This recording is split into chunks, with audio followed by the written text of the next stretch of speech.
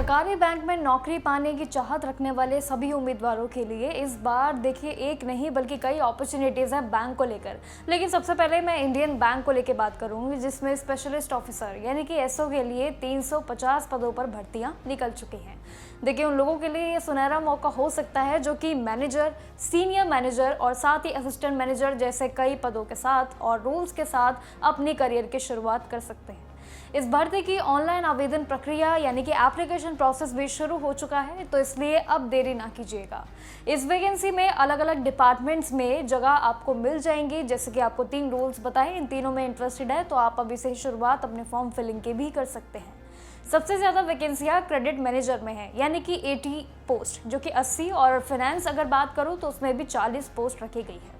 इसके अलावा IT departments में भी जगह है, जैसे कि डेटाबेस हो गया, नेटवर्क ऑपरेशंस हो गया, एप्लीकेशन डेवलपर और ऐसे कई टेक्निकल रोल्स भी शामिल हैं जहां पर आपके आवेदन के लिए कई हाई चांसेस हैं। साथ ही एचआर, मार्केटिंग और चार्टर्ड अकाउंट्स और सिविल इंजीनियर के लिए भी वैकेंसियां ज़रूर मौजूद है। यानी कि आपको एक इंडियन बैंक में कई सारे रोल्स और आपको मौके मिलने जा रहे हैं। वहीं आपकी एलिजिबिलिटी और एज की अगर बात करूँ तो हर पोस्ट के लिए एलिजिबिलिटी क्राइटेरिया इस बार थोड़ा अलग है। वह सीधी बात यह है कि आईटी रोल्स के लिए आपके पास 4 साल की इंजीनियरिंग डिग्री यानी कि सीएस, आईटी, इलेक्ट्रॉनिक्स और पोस्ट ग्रेजुएशन होनी चाहिए।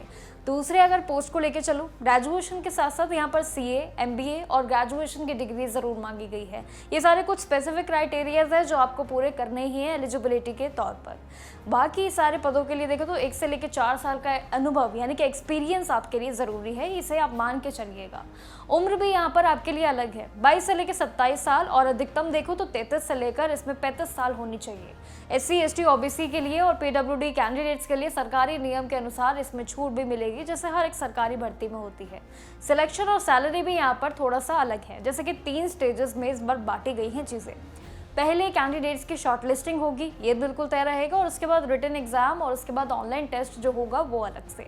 आखिर में इंटरव्यू होगा, इंटरव्यू के आधार पर फाइनल सिलेक्शन ही आपका माना जाएगा। सैलरी की अगर बात करूं तो उसमें बैंक ऑफिसर को काफ़ी अच्छा इस बार पे स्केल मिलने जा रहा है। लगभग इसमें 48,480 रुपये से लेकर 85,920 रुपये तक का यहाँ पर ये सैलरी पैकेज स्केल 2 में आता है।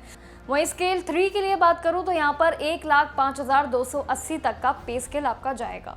देखिए इंडियन बैंक एसओ वैकेंसी में अगर अप्लाई करने के प्रोसेस में भी कहीं भी दिक्कत आती है तो कुछ ऐसे सिंपल स्टेप्स हैं जिनके जरिए आप कर सकते हैं।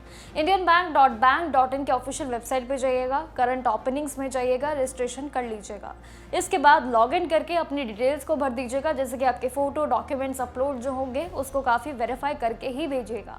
एंड देन फिर सबमिट लास्ट आपका ऑप्शन होगा, और इसके बाद आप उस पूरे सबमिट ऑप्शन के बाद आप इसका एक प्रिंट आउट ले सकते हैं अपने भविष्य के लिए या फ्यूचर रेफरेंस के लिए, जहाँ पर एक सेफ कॉपी आपके पास होनी ज़रूरी है।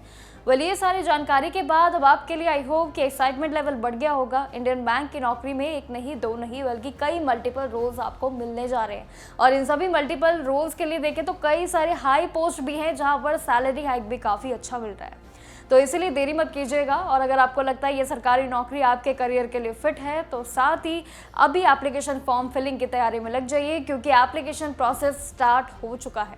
बाकी जानकारियों के लिए जुड़े रहिएगा मेरे साथ और देखते रहिएगा जागरण जोश सरकारी भर्तियों के लिए। नमस्कार।